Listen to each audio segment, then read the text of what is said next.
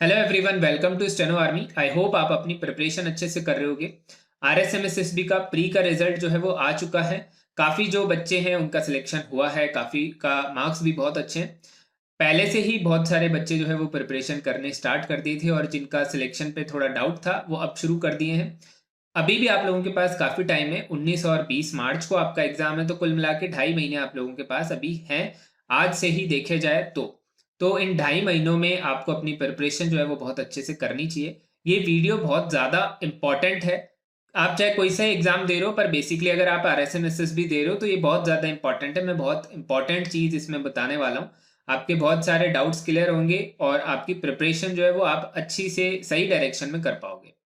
सबसे एक बड़ा क्वेश्चन अभी आ रहा है बहुत सारे स्टूडेंट्स का, हर एग्जाम में ही आता है बेसिकली, कि एग्जाम में जो मैटर है वो कहाँ से आता है।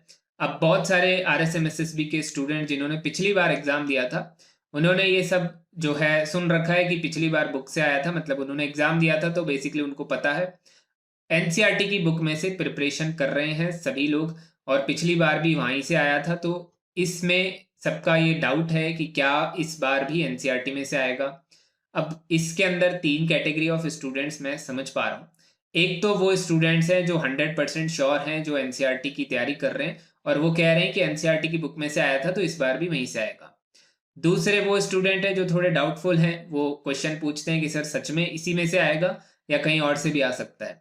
और तीसरे वो स्टूडेंट्स हैं जो अभी नए स्टूडेंट्स हैं, जिनकी एज अभी 18-19 साल होगी, जो फर्स्ट एग्जाम देने जा रहे होंगे।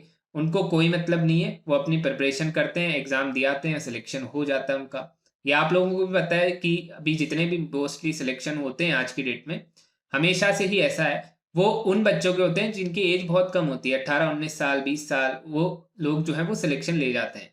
क्यों? क्योंकि उनके घर से भी प्रेशर नहीं होता, वो अपने ऊपर भी प्रेशर लेते नहीं है। अपनी प्रिपरेशन जो है वो जैसी उनको क्लास में कराई दी, जहां से उन्होंने सुन लिया, उस हिसाब से वो अपना थोड़ा बहुत दिमाग लगा के अपनी प्रिपरेशन कर लेते हैं। अब इन 3 कैटेगरी के स्टूडेंट्स के अलावा भी एक और कैटेगरी है, इसी से आपका ये आंसर क्लियर हो जाएगा कि एनसीईआरटी की बुक में से पेपर आएगा या नहीं। आप पिछली जो वैकेंसी है उसमें 1000 या 1100 वैकेंसीज थी। वो बच्चे जो सिलेक्ट हुए हैं वो एक कैटेगरी और है। वो कैटेगरी के स्टूडेंट से जा करके पूछो, जिन भी बच्चों का सिलेक्शन हुआ है उनसे ये पूछ के देखो कि क्या उन्होंने एनसीईआरटी में से पढ़ाई करी थी या उन्होंने कहीं और से पढ़ी थी। मोस्टली बच्चे यही कहेंगे कि उनको कोई नहीं पता था कि एनसीईआरटी में से आएगा या कहाँ से आएगा। वो सिर्फ अपना प्रिपरेशन कर रहे थे। प्रिपरेशन में वो क्या कर रहे थे? वो या तो किसी बुक से डिक्टेशन लिखते थे, या कैलाश चंद्रा लिखते थे, या एडिटोरियल लिखते थे, या कोई प्रोग्रेसिव से लिखते थे। वो अपनी प्रिपरेशन जो है वो बेसिकली नॉर्मल कर रहे थे। उनको कोई जो है पता नहीं था कि कहाँ से पेपर आएगा, कहाँ से पेपर आ सकता है। ये चीज़ का उनको कोई भी अंदाजा नहीं था। अपनी वो प्रिपरेशन करके गए और वो सिलेक्ट हो गए। अब बहुत सारे अभी जो बच्चे हैं जो उस एग्जाम में फेल हुए थे, वो ये कह रहे हैं कि पिछली बार एनसीईआरटी में से आया था तो इस बार भी एनसीईआरटी में से आएगा। जबकि उनको भी अंदर अंदर कहीं ना कहीं डाउट है कि वो बुक में से शायद जो पेपर है वो नहीं आएगा। क्यों? अगर आप लोगों को पता है कि एनसीईआरटी में से आएगा तो आपको फिर कहीं डरने की जरूरत ही नहीं है। मेरे पास बहुत सारे स्टूडेंट ऐसे हैं जो मेरे को बोलते हैं कि हम एनसीईआरटी का प्रिपरेशन कर रहे हैं, पिछली बार एनसीईआरटी में से आया था तो इस बार भी आएगा, पर वो फिर भी डरे हुए हैं कि उनका सिलेक्शन होगा या नहीं होगा। वो बार बार पूछते हैं कि हमारा सिलेक्शन हो जाएगा क्या। आपको जब पता है कि 6th क्लास के ले करके 12th क्लास तक की बुक में से पेपर आ सकता है, तो आप वहीं से पढ़ो, आपको डरने की जरूरत ही नहीं है।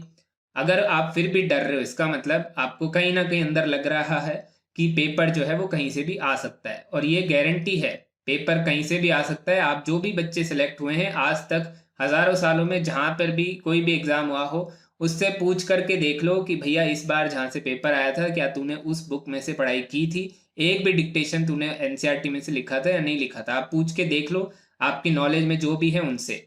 आपको नहीं मिल रहा कोई नॉलेज में, आप यूट्यूब पर जाओ, बहुत सारे बच्चे सिलेक्टेड हैं, उनसे पूछ करके देख लो, या उनका जो वीडियो है उन्होंने बताया होगा।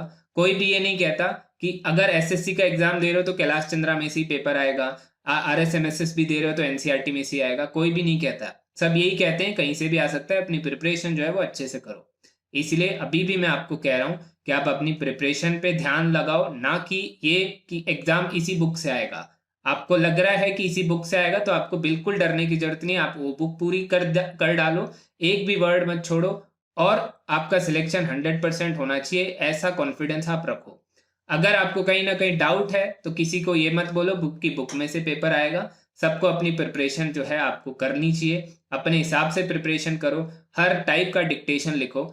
सीधा सीधा सीधा सवाल है, जवाब है कि आप जो भी बच्चे सेलेक्ट हुए हैं उनसे पूछ करके देख लो कि उन्होंने कहाँ से प्रिपेयर किया था। अगर उनका सिलेक्शन हुआ है तो क्या पता या तो उन्होंने एनसीईआरटी में से ही पढ़ा हो या कहीं और से पढ़ा हो, या अपने हिसाब से वो पढ़ रहे थे और जो भी डिक्टेशन आया वो उन्होंने लिख लिया।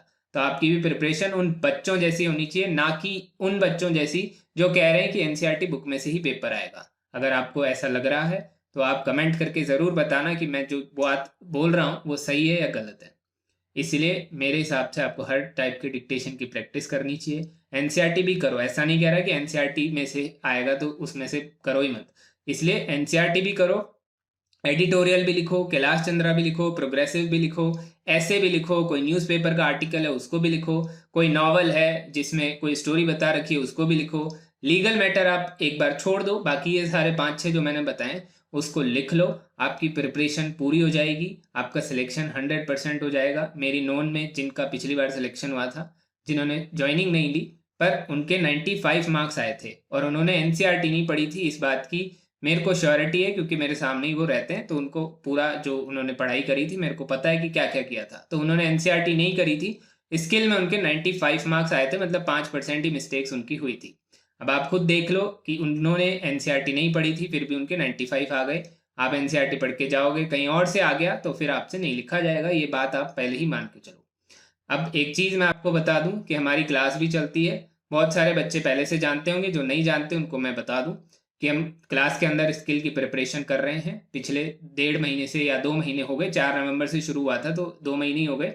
2 महीने से पहले से कर रहे हैं, अभी आपके पास 2-2.5 महीने और हैं, तो जब तक आपका एग्ज़ाम होगा ये क्लासेस चल रही हैं।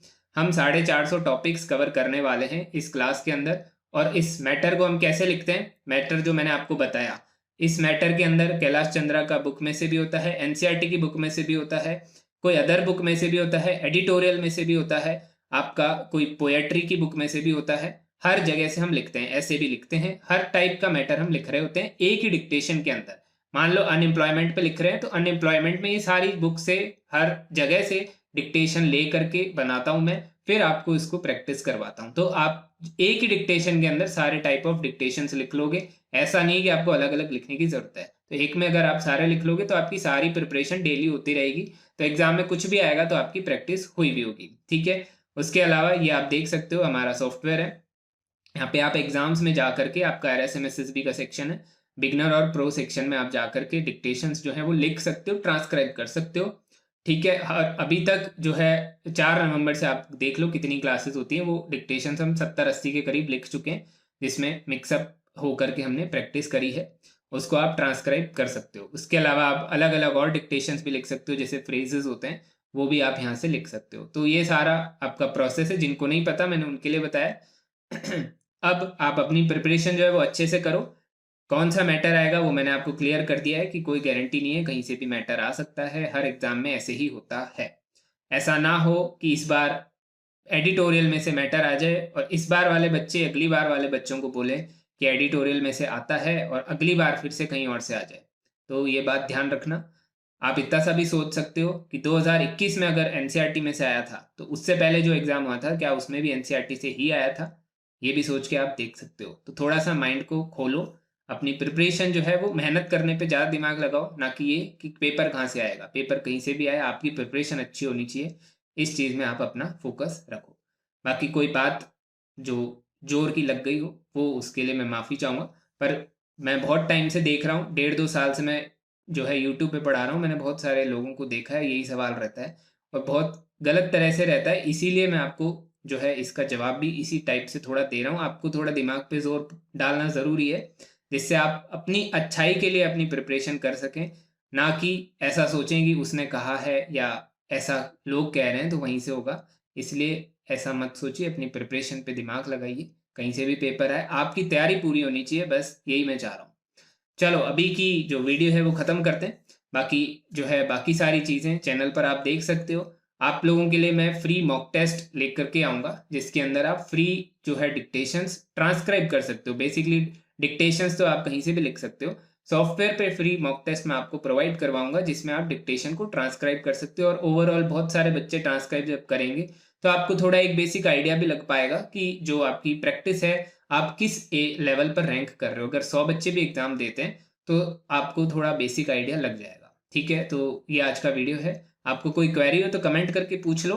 टेलीग्राम पर आप ऐड हो जाओ, वहीं पर मैं आपको नोटिफ़ाई कर दूँगा। वीडियो भी बनाऊँगा, पर टेलीग्राम पर जल्दी नोटिफ़िकेशन आ जाता है और टेलीग्राम पर ही आप मेरे को पर्सनली कॉन्टैक्ट भी कर सकते हो और डिस्क्रिप्शन में व्हाट्सएप आईडी भी है, तो आप मेरे को वहाँ पे भी कॉन्टैक्ट कर सकते हो।